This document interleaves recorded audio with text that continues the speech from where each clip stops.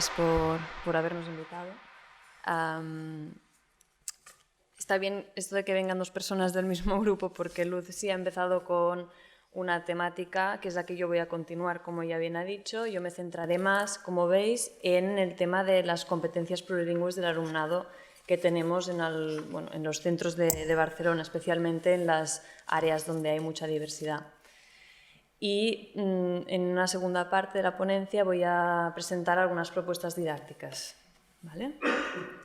Entonces, el contexto del que partimos es el mismo del que ha comentado Lucy, es el de la sociedad multilingüe. En mi caso me centro en los centros escolares donde hay un alto porcentaje de alumnado de origen extranjero, de origen familiar inmigrante, y lo que se llaman los centros superdiversos. Este concepto de la superdiversidad, ¿qué implica? Bueno, pues mucha diversidad, es decir, que no solo son personas que llegan de muchos orígenes, sino que estas personas son personas que tienen trayectorias ya muy diversas, niveles de estudios también muy diferentes y que se encuentran en un mismo sitio y comparten espacios sociales. Entonces, para considerar estas competencias tan diversas, nosotros nos centramos en analizar primeramente las trayectorias lingüísticas de estos alumnos, que ahora os explicaré más tarde. Y el contexto del que partimos, como bien sabéis porque lo hemos comentado, es el que la lengua institucional es el catalán, la lengua de la escuela, pero la lengua franca del barrio suele ser, como bien hemos dicho, el castellano, junto con muchísimas otras lenguas que son las lenguas de origen familiar. Entonces, ¿qué vamos a ver? Como os he dicho, en primer lugar, cuáles son las competencias del alumnado, con qué competencias llegan. Vamos a mirar las trayectorias. Después, cuáles son estas nuevas competencias y otros fenómenos lingüísticos que ocurren. Y voy a hacerlo solo por encima porque Lucy ya lo ha comentado, el tema de cuáles las prácticas lingüísticas reales del alumnado y cuáles encontrándonos con algunas diferentes ideologías del profesorado. Y luego, propuestas didácticas para el alumnado y vamos a justificar por qué trabajar por proyectos y, en concreto, ir un poco más allá y colocar a los alumnos como actores, pero como investigadores y etnógrafos, como sociolingüistas. Es el proyecto que hice. Y finalmente, pues hablaremos un poco, que supongo que ya será la mesa redonda, de nuevas realidades, nuevos modelos, a ver cómo podemos enfocarlo. Entonces, como os decía, nos fijamos en las trayectorias lingüísticas, es decir, las trayectorias de vida de estos alumnos. ¿Por qué? Porque son mucho más complejas que simplemente pensar que un alumno que llega de Marruecos viene con las lenguas que hay en Marruecos, porque hoy en día pueden ir de Marruecos a Italia, de Italia luego llegar a Barcelona, etcétera, etcétera. Entonces, para describir cuáles son las competencias que tienen, debemos indagar en sus trayectorias. Sobre todo porque, como bien decía Lucy, hay esos tesoros escondidos que si no indagas no descubres, porque tienden a esconderse. Entonces, os presento a 3 de los estudiantes para un poco ilustrar esta diversidad lingüística y las trayectorias. Esta es una chica nacida en Barcelona que describe así su trayectoria lingüística y, como podéis ver, esto era una actividad que hicimos en la cual los alumnos tenían que dibujar un cuerpo humano y en el cuerpo humano escribir las lenguas que sabían en diferente medida, que podían entender, que podían escribir, que podían hablar, en la parte del cuerpo que quisieran y en el color que quisieran. Luego daban una explicación. En el caso de esta chica nos explica, por ejemplo, que ha nacido en Barcelona, que su padre es de China y su madre de Corea del Sur. Como siempre he ido a una escuela concertada, tenía la costumbre de hablar en catalán hasta con mi hermano y con mi hermana, menos con mis padres. Pero ahora que me he integrado en un instituto público, he empezado a hablar más el castellano, que también es un tema interesante, el tema de escuela pública, escuela privada. Dice, el chino lo hablo en casa tanto con mi padre como con mi madre y aparte voy a una escuela de chino los sábados, que también lo comentaba Lucy este tema. Pero quiero estudiar más el coreano. El inglés lo tengo fluido, pero lo quiero reforzar hasta dominarlo perfectamente. Ahora estoy estudiando el francés y el árabe, aunque sé pocas cosas. Y sé palabras o algunas frases en japonés, urdú y nepalí. Y ciertas cosas las puedo entender. ¿vale? El repertorio lingüístico de esta chica es impresionante. Otro ejemplo, para que veáis que no es un caso aislado, sino que es lo común, es esta chica que llegó de Filipinas y que no lo voy a leer todo, pero nos explica un poco cada lengua que habla y dónde la ha aprendido, con quién la habla y también por qué la ha puesto en cada parte de su cuerpo. También hay un componente emocional importante. ¿Qué lengua colocan en el corazón? ¿Qué lengua colocan en la cabeza? ¿Cuál en las manos? Si les es útil, si es la lengua que consideran que quieren mucho, si es en la cabeza es la que tienen que estudiar mucho, normalmente les cuesta, etcétera, etcétera. Como veis, tiene inglés, francés, tagalo, ilocano, catalán, castellano, urdu, coreano e italiano. Una variedad enorme.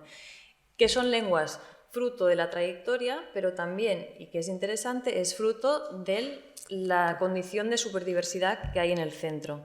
Las lenguas las aprenden las lenguas institucionales, pero además, fruto de la socialización con los compañeros, aprende, pues, por ejemplo, en este caso, urdu. Y este es un ejemplo de un chico que llevaba menos tiempo en Barcelona, llevaba 2 años, y que, aparte de explicarnos las lenguas que habla, lo hace, porque eso sí se les dio libertad para escribirlo en las lenguas que quisieran, pues lo hace pues, en urdu, en inglés y en castellano en este caso.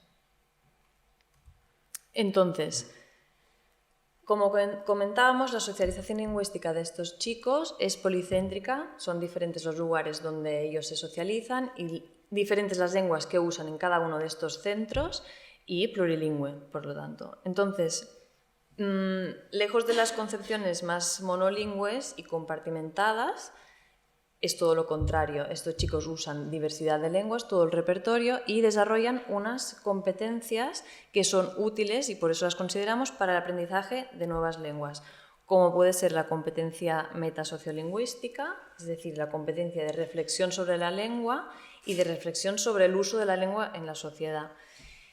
La competencia mediadora y traductora, que ahora la explicaré en detalle, y la competencia que he llamado docente. Entonces, la competencia mediadora es, después de hacer el trabajo, hice un trabajo de etnografía durante 1 año y me di cuenta de que ocurría muy a menudo que estos jóvenes, entre ellos y con sus padres, debían hacer una función de traductores, es decir, eran el enlace entre sus familiares y la sociedad de acogida. ¿Por qué? Porque ellos están escolarizados en Barcelona y con lo cual aprenden las lenguas locales muchísimo más rápido y son los encargados de hacer este enlace. Sin esta función tendrían dificultad las familias para acceder a algunos servicios públicos, como puede ser ir al médico, a rellenar papeles, hacer la declaración de la renta y un largo etcétera. Entonces, os ponía este ejemplo de una entrevista entre la investigadora, una alumna de origen pakistaní, pero nacida en Barcelona, y su madre, y cómo ella ayuda a su madre a poder realizar esta actividad, que es hablar con otra persona, ¿vale? Entonces, bueno, lo podéis ver. Me disculpo porque tenía los audios todo puesto, pero no funciona. Entonces, bueno, se le pregunta, entonces, ¿usted ahora es cuando ha empezado a hablar castellano? Dice, sí. O sea, Mar es la madre. ¿Y por qué ahora? Dice, a mí me gusta mucho antes mi ama de casa todo día. Y la hija es la que construye esa interacción con la madre. Dice, no tenía tiempo. La madre dice, no tenía tiempo, la madre, no tiene tiempo. Yo pregunto, ¿ahora sí? Dice, sí, ahora sí. ¿Por qué? ¿Qué diferencia hay entre antes y ahora? La hija es la que dice, los hijos han crecido. Los hijos han crecido. Y dice crecido, la madre dice crejido, no lo dice correctamente, y la hija es la que ayuda a corregir a la madre. Y en lugar de decir crecido, también es importante decir, la hija le dice crecido, porque es el fonema que considera que la madre al que va a poder llegar. Entonces, esa construcción en la interacción con la madre es importantísima a la hora de socializar a la madre en un contexto nuevo. Entonces, ¿qué hemos visto? Que hay un cambio en las dinámicas de transmisión lingüísticas intergeneracional. Es decir, la transmisión lingüística tradicional sería que los progenitores enseñan lengua a los hijos. Y en contextos de diversidad, donde sobre todo es un factor que viene de la migración, las lenguas locales son transmitidas de los hijos a los progenitores. Y eso es una cosa interesante a la hora de también estudiar el contexto sociolingüístico y qué fenómenos se dan en estas nuevas situaciones. Gracias. Quiero comentar también que el marco común europeo de referencia al que tantas veces la gente se refiere comenta la mediación como una actividad y una estrategia que los alumnos aprendices de lenguas deben desarrollar. Con lo cual, ya tenemos una competencia que estos alumnos, de forma natural, por la circunstancia que están viviendo, desarrollan y realizan en sus actividades diarias. Es una constante, no es una cosa en concreto, sino que diariamente van realizándola. ¿Qué otra competencia? Por el hecho de que haya diversas lenguas y, sobre todo, alumnos que han llegado en diferentes momentos, ¿vale? No es la inmigración toda, no tiene, los alumnos que han llegado no todos tienen las mismas competencias, entonces entre ellos constantemente se ayudan. En este vídeo, que tampoco puedo enseñar, está la chica del medio, que es de origen pakistaní, empieza a hablar en inglés, porque también hablaremos del tema del inglés. Empieza a hablar en inglés y se equivoca en una cosa que no es correcta. Y el chico es el que le corrige y le ayuda a construir esa frase en inglés, digamos, correcto. Por otro lado, que esto sí que lo voy a poner, el tema de otra competencia interesante que desarrollan es la competencia de reflexión metalingüística y sociolingüística. Os lo voy a enseñar aquí.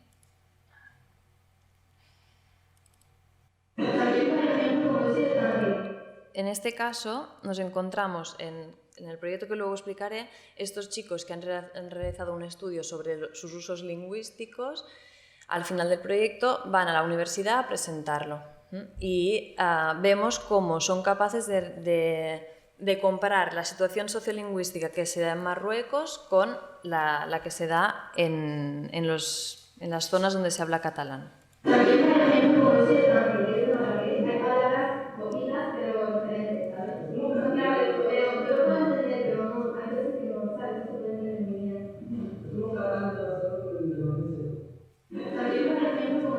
Exacto, le dice, como nos pasa, le preguntan, pero ¿cómo habláis? ¿Os entendéis si sois de Tánger o sois de Marrakech? Y los alumnos dicen, sí, bueno, hay palabras que no nos vamos a entender, pero es la misma situación que tenéis aquí, o sea, compara situaciones sociolingüísticas, es la misma situación que tenéis aquí con el catalán de Barcelona o el catalán de Valencia. A ver si puedo salir.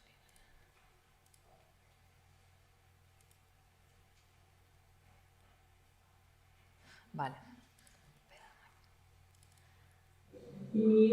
En otro fenómeno que se da, esto ya no hablo de competencia, pero un fenómeno que se da es el fenómeno chat. Es decir, estos jóvenes, aparte de tener una realidad súper diversa, etcétera, como sabemos, otro de los fenómenos que ha influenciado muchísimo en la educación hoy en día son las redes sociales y los móviles y cómo los usan.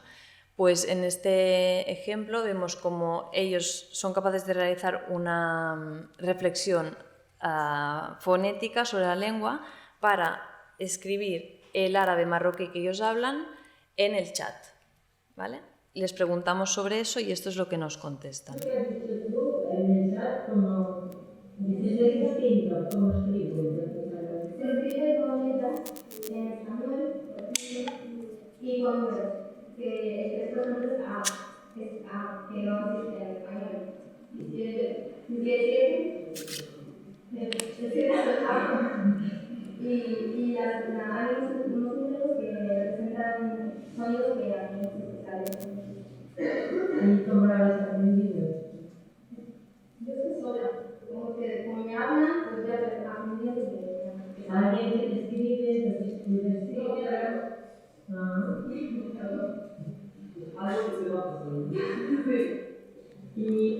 Es decir, existe entre estos jóvenes también unos repertorios inventados.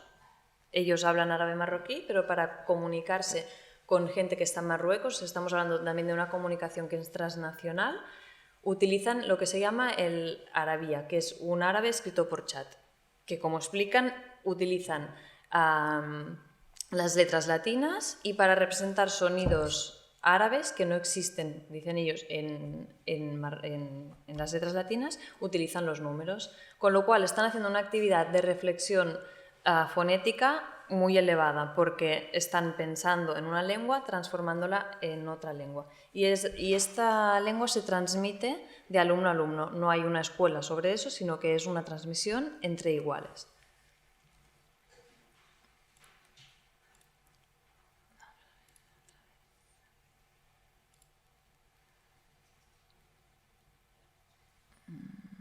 Vale, perdonad. Entonces, vamos a contraponer un poco lo que sería el uso real, lo que hacen los alumnos para aprender y lo que serían luego prácticas en las aulas. Lo vamos a hacer brevemente porque ya se ha hecho antes, pero bueno, me gustaría enseñar esto. En este caso es un grupo de alumnos de origen pakistaní que están haciendo el proyecto y están hablando de los materiales que necesitan para hacer este proyecto. Entonces, Usama dice, no hace falta, pues están hablando de una cámara, y Fahad dice, cámara para grabar. ¿Y esto para qué necesitamos la grabadora? Y Usama dice, para recordar. Es decir, está usando la palabra de inglés record como si fuera grabadora. Y Fahad le da el modelo y dice, grabar para grabar sonido, con cámara. Cámara ya graba sonido, entonces debaten sobre eso. Pregúntalo, bueno, ya lo ves leyendo, ¿no? Si hay sonido, hay cámaras que no tienen grabación. Usama dice, necesitaremos esto para grabar. Es decir, se le ha dado el modelo adecuado, él usa la palabra recordar, que es el modelo del inglés, se le da el modelo adecuado, que es grabar, y lo vuelve a repetir aquí.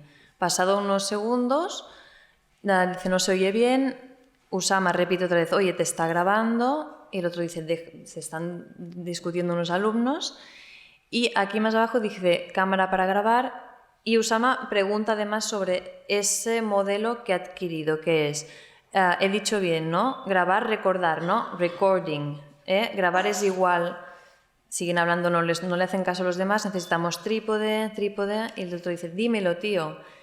Grabar es igual que recording en inglés, y le dice record, yes, record.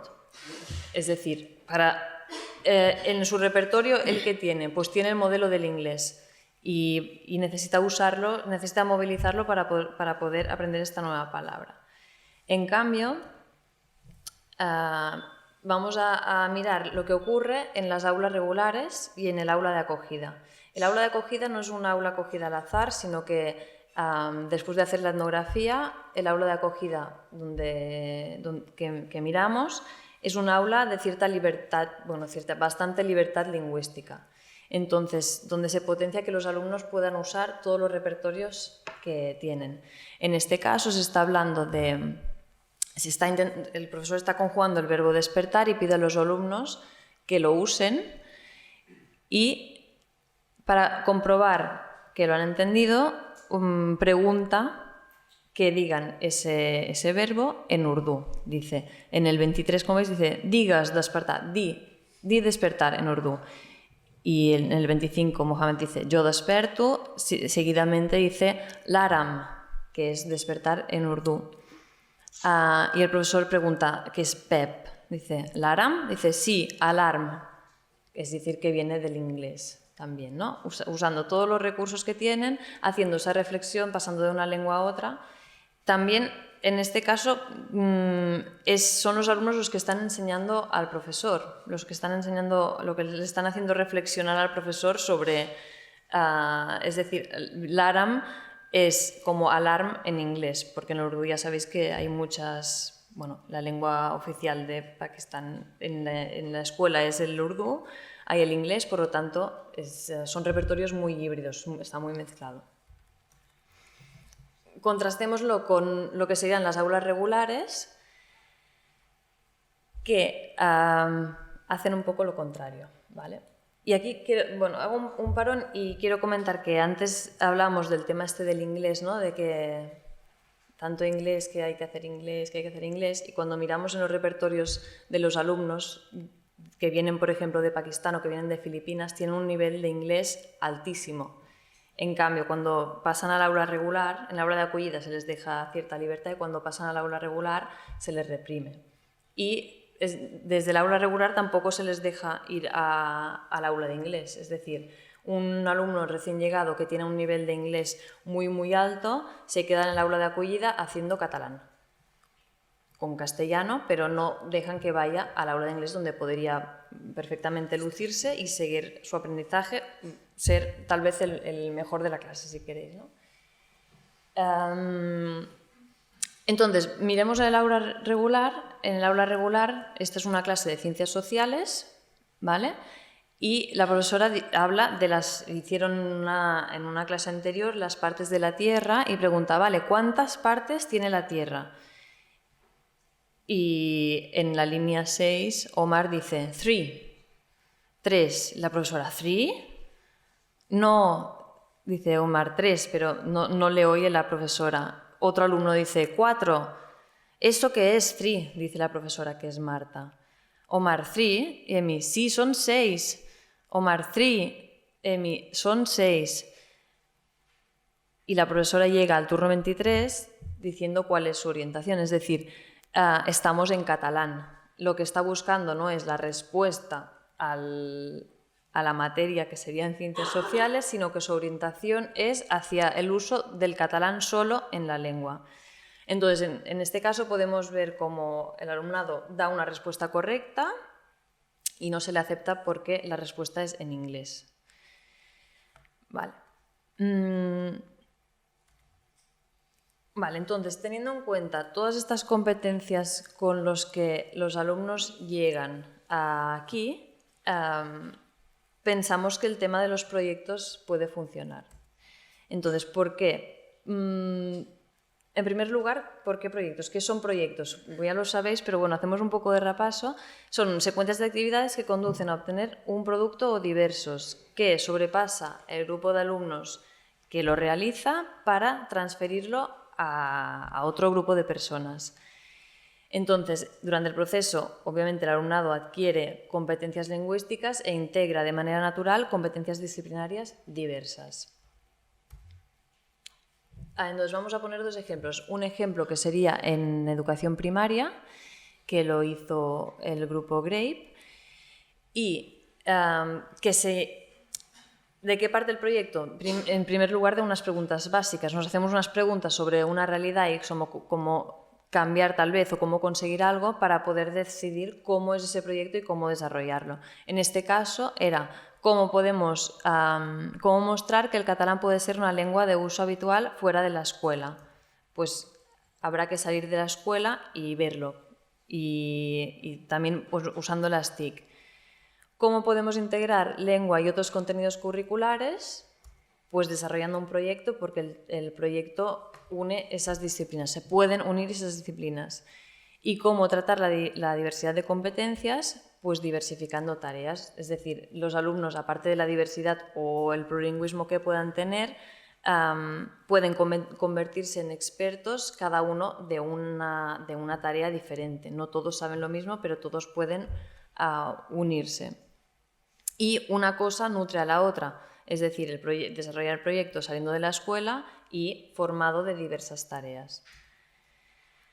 En segundo lugar, cómo abrir la clase a los usos sociales del catalán. En este proyecto en concreto, que era un proyecto sobre las comarcas, sobre las diferentes zonas de Cataluña, los alumnos trabajaban con otro centro. Entonces, lo que se hacía era una comunicación, por un lado, con un fórum virtual con el otro centro. Debían hacer una investigación, digamos, en su propia comarca y transmitirlo al otro centro. Y además, para conocer de los otros, tenían que comunicarse con los demás. A través puede ser de forma virtual, con un fórum virtual, a través de salidas, es decir, observación de los usos, haciendo entrevistas y con interacciones con los otros chicos, como hemos comentado, que puede ser yendo al otro centro o bien de forma por Skype, por Internet, etcétera, etcétera. ¿Cómo promover los usos orales y escritos significativos? Bueno, pues aquí es importante porque en un proyecto tiene que haber la elaboración de un producto con destinatarios que sean externos, es decir, un destinatario que sea real y significativo. ¿Y cómo dar a los iguales un papel en el proceso de la socialización? Pues ahí es la metodología del trabajo que puede ser en grupo, puede ser en pares o puede ser en tríos. Trabajando solo no aprenderá tanto como trabajando con iguales. Como hemos visto, una de las competencias que observamos continuamente es la ayuda entre iguales. Entonces, este proyecto en concreto, que se trataba de estudiar el medio que les rodeaba, ¿cómo se hizo? Porque todo lo que hemos dicho anteriormente en las 2 diapositivas es una planificación que se hace entre docente e investigador, pero ahora falta cómo intervienen los alumnos como actores en eso. Pues se realiza con ellos y, bueno, primeramente, docente e investigador, una planificación. Posteriormente, una planificación con los alumnos de cómo se va a hacer un cronograma y se distribuyen las tareas. Luego, contacto con las fuentes, es decir, con las fuentes de información, que pueden ser los otros alumnos del centro o lo que tienen en el entorno, y análisis, o Internet, documentos y salidas que se realicen, es decir, contactos directos, y se puede transmitir todo esto a través de un fórum.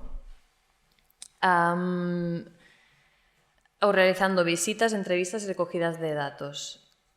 Posteriormente, con toda la información que se obtiene, se elabora y se pone en común. Y finalmente, un producto final que es el reportaje. Con todo este desarrollo, lo importante es que había un producto final que era que tenían que realizar un reportaje radiofónico que se transmitiría a la escuela y a otros centros. Por lo tanto, hay unos receptores que son reales. No olvidemos, pero, que también hay una evaluación. ¿Qué promueve el aprendizaje por proyectos? Promueve que haya también una autoevaluación. El trabajo por proyectos, como bien sabéis, lo que promueve es que haya un trabajo que sea cooperativo y que el alumnado se convierta en protagonista de su propio aprendizaje, basándonos en el socioconstructivismo, es decir, que el aprendizaje es un proceso intersubjetivo, uno solo, no, pero si aprendo con los demás, pues sí. La actividad social como un motor de aprendizaje y los enfoques comunicativos orientados al uso del lenguaje para aprender. La lengua tiene que ser un motor. También obviamente estamos hablando de competencias de reflexión sobre la lengua misma, pero en este caso, pues el enfoque comunicativo sirve para aprender que sea la herramienta en sí la lengua. Entonces, bueno, como veis, ¿qué principios seguimos? Pues que el saber se aprende en contexto. Si quiero aprender sobre el medio que tengo a mi alrededor, pues salgo y lo veo en concreto y aprendo y lo analizo. Además, realizando tareas concretas con los alumnos, tareas comunicativas. Y para eso tenemos que entender la clase como una comunidad de práctica. Si vamos a diversificar tareas y cada uno de los alumnos va a ser experto de una cosa en concreto, la comunidad que aprende es la comunidad entera, la comunidad de práctica. Y por lo tanto, como hemos dicho, entender el uso de la lengua como un instrumento mediador entre alumnado y saberes. Bueno, beneficios los hemos ido comentando. Y me gustaría pasar ya al siguiente proyecto, ya que es el que realicé y el que lleva tal vez un componente diferencial del trabajo por proyectos, y es que el alumnado, aparte de trabajar, digamos, en igualdad de condiciones, el profesorado, investigadora y alumnado, todos colaboradores y responsables tanto del aprendizaje como del producto final, el alumnado se convirtió, era un alumnado de secundaria en este caso, se les propuso que tenían que hacer de etnógrafos investigadores sobre sus propios usos lingüísticos, ¿de acuerdo? ¿Por qué? Porque se hizo un trabajo previo etnográfico en el cual vimos que estos alumnos, ellos mismos, se habían autoconvencido de que al llegar a un nuevo lugar no sabían nada. No sabían lengua, no sabían nada, con lo cual nos pareció interesante que se empoderaran de alguna manera y que se dieran cuenta de qué saben y qué pueden hacer con ello. Entonces, al convertirlos en investigadores y etnógrafos de su realidad, los situamos en una posición en que se dieron unos aspectos que considero muy importantes. Por un lado, la reflexividad, es decir, que reflexionan sobre sus propios usos lingüísticos, que son muchos, variados y complejos, y sobre sus propias competencias y socialización, tanto en Barcelona como en su país de origen, porque vimos que había competencias sociolingüísticas que se trasladaban, que había usos y valoraciones de algunas lenguas que se daban también en el contexto actual donde se encontraban. Y entonces esta reflexividad tuvo unas consecuencias durante el proyecto. Unas, como digo aquí, cambios durante la realización del proyecto, es decir, que alumnos que empezaban diciendo es que yo no sé nada, yo esto no lo voy a poder hacer porque no sé, yo no sé lengua, fueron cambiando su propia autopercepción a una muy diferente. Y luego, que una cosa está ligada con la otra, el empoderamiento de ellos mismos. Es decir, poder en referencia a su posición en posición no de estar escuchando al profesor que me esté enseñando cosas, sino que yo también tengo cosas que decir, y a su autopercepción como hablantes de lengua lejos de la concepción que tenía anteriormente como hablantes deficitarios o que por el hecho de hablar formas híbridas eran hablantes incompetentes. Entonces, lo que pasó es que el alumnado participó de forma conjunta en un proceso de aprendizaje colaborativo, porque era un proyecto, obviamente, y que se transformaron en expertos.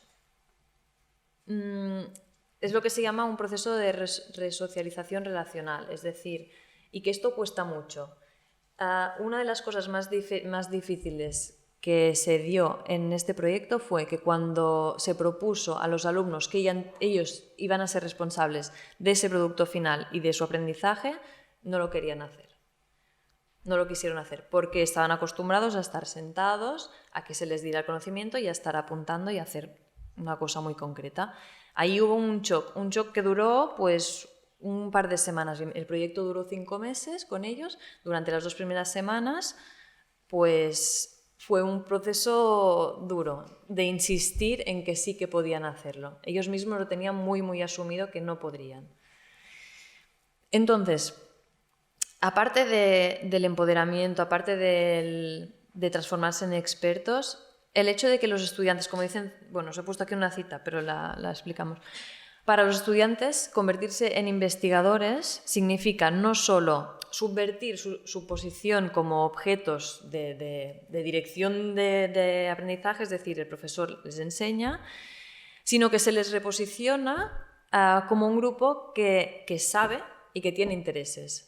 Y yo creo que esto es una cosa muy clave, sobre todo cuando hablamos de adolescentes, porque los adolescentes ahí fue como los enganchamos, como aquel que dice, porque ellos se sintieron valorados y vieron que tenían algo que decir, no algo, mucho.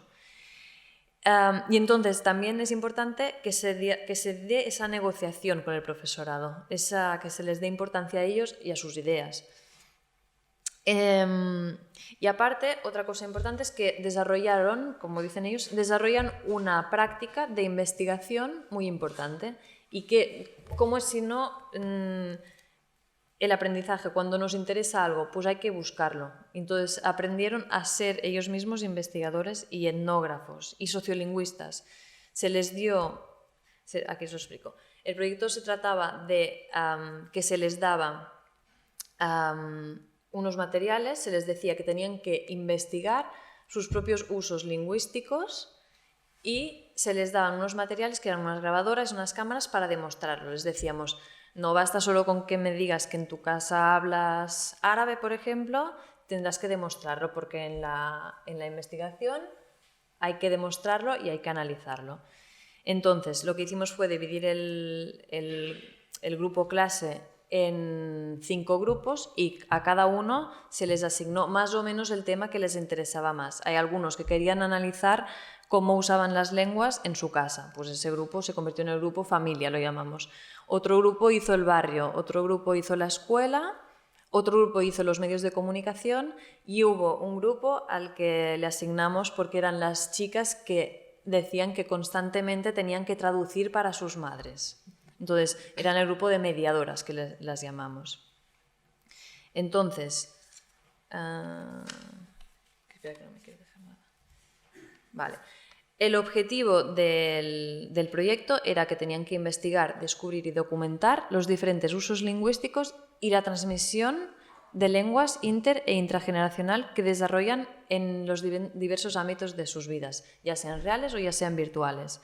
Entonces, el contexto, en este caso, y fue porque fue la profesora que quiso realizar este proyecto conjuntamente, es la clase de lengua castellana. Partimos de la clase de lengua castellana, en la que yo llegué y lo que iban a hacer eran los pronombres demostrativos. Entonces yo le propuse de trabajar diferentes aspectos de la lengua, pero a través del proyecto y a través de un formato muy concreto que es el género discursivo póster digital. No sé si lo conocéis, pues usamos un Glogster, ¿no?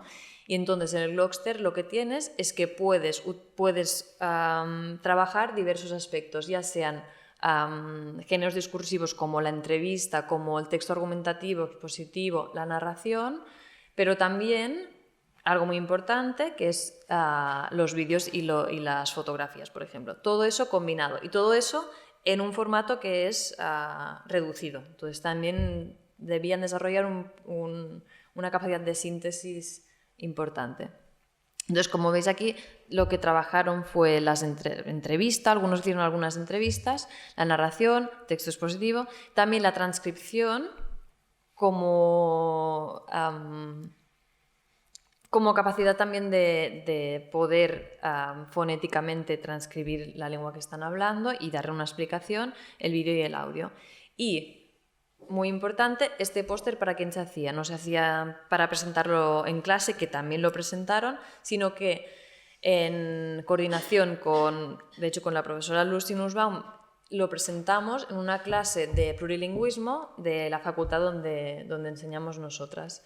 Entonces, los alumnos de secundaria que no sabían nada según ellos, fueron a presentar a la universidad este proyecto. Entonces, a partir de ese objetivo final fue cuando todo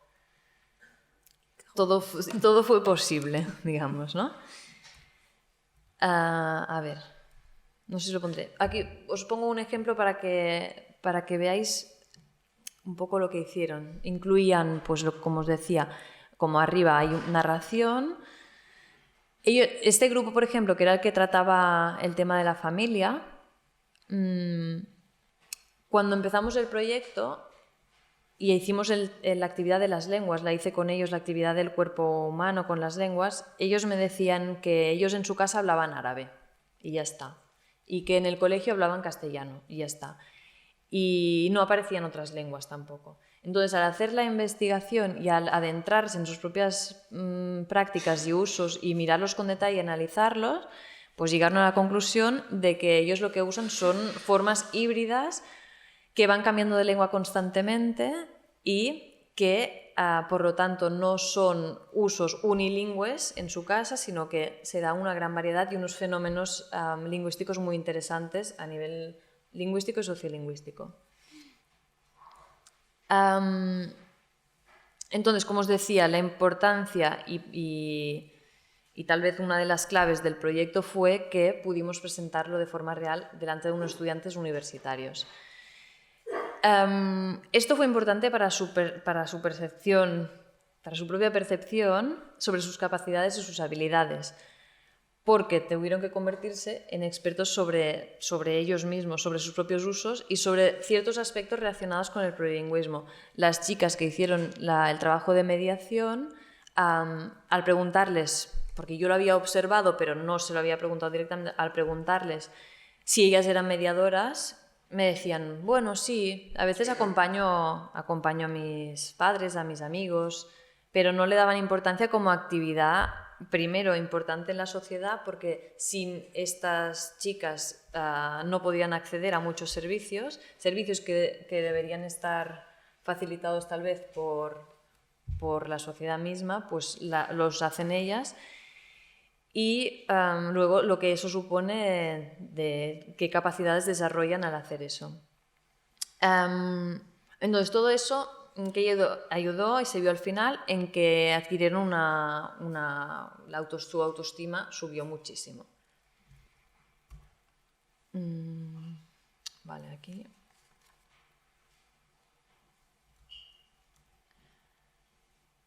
Entonces, os lo enseño aquí.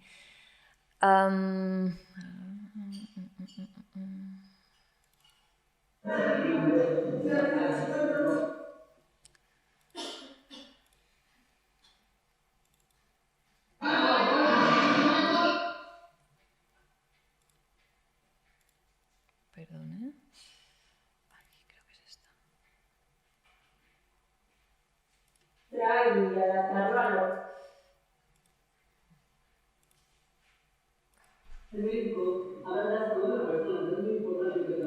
Vale, entonces, quiero poneros un poco, como os decía, ¿no? El tema de la bibliografía dentro del proyecto, cómo esos alumnos fueron empoderándose y fue cambiando su autopercepción y cómo dieron importancia a esta actividad que es tan importante, que es la de mediación, por ejemplo. Entonces, fui siguiendo un poco el papel de esta chica, que es Rania, y que es mediadora. Esto es el grupo de las chicas que hicieron el trabajo sobre mediación presentando el trabajo a la universidad. Posteriormente, una vez hubieron presentado el trabajo, se les hizo, a cada alumno les hizo una entrevista preguntándoles qué les había parecido el proyecto. Y esto es lo que nos cuenta ella, que empieza justo después de esto.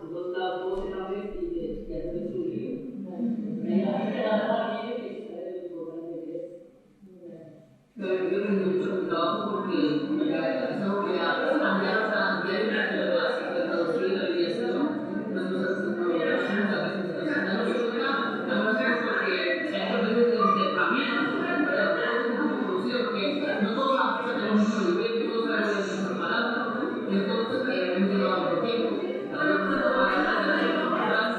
entonces mientras nos sacamos más cosas es bastante para ayudar a los demás y eso está súper bien. Vale. ¿Lo habéis podido seguir? Sí. Bueno, es que no se oye muy bien. Bueno, básicamente lo que nos dice ella es lo que ella negaba al principio de todo. Es decir, yo hago una actividad sin importancia, que a quién le importa, y al final del proyecto cambia y dice que es una actividad muy importante, que hay que saber lo importante que es y también lo complejo de la actividad. Y además nos hace referencia al hecho de la diversidad de los alumnos, es decir, no todos, porque seamos de origen inmigrante, no todos sabemos las mismas cosas, ni más ni menos, sino que unos podemos ayudar a otros y eso es lo que hacen cuando hacen de maestros de unos a otros o cuando traducen, por ejemplo. No solo me gustaría hacer énfasis y tal vez antes cuando hubo una pregunta que era sobre cómo podemos hacerlo o si realmente como profesor pues hacer estos proyectos, pues quiero deciros que con la profesora con la que hice este proyecto empezó dudando muchísimo, me ayudó porque realmente creía en mí y creían que podía salir algo, pero partía de una ideología pues tal vez pues muy tradicional, ¿no? De, bueno, yo tengo que dar pues esto por sus pronombres o tengo que dar esta literatura y no me planteo otras cosas. Y también porque a favor de ella digo que no se había encontrado en un contexto tampoco como este, entonces no se había planteado otras cosas. Hicimos el proyecto y lo acabamos, los alumnos aprendieron muchísimo, acabamos y al año siguiente me llamó ella y me dijo, ¿no podríamos hacer otro proyecto, por favor? Y entonces, este año pasado hemos hecho otro proyecto que se llama Pluripedia, en el cual los alumnos ellos mismos eligieron hacer una enciclopedia, una guía de uso plurilingüe para los alumnos que llegaran nuevos de otros países. Entonces, lo que hacían era realmente contrastar las lenguas, reflexionar sobre cómo se dice en una lengua, cómo se dice en otra, cómo lo digo yo, cómo tú que eres del mismo país, cómo lo dices, etcétera, etcétera. Entonces, ¿cómo acabó el tema? La biografía de la profesora en los dos proyectos. Empezar que no tenía mucha confianza, vio que funcionaba y en el último año ella aprendía de los alumnos, eran los que le enseñaban a ella. Y os enseño este fragmento, si lo encuentro, creo que es este. Está girado, no sé por qué se me ha girado, pero a ver si podéis verlo. Es la profesora con unas alumnas que le enseñan lengua.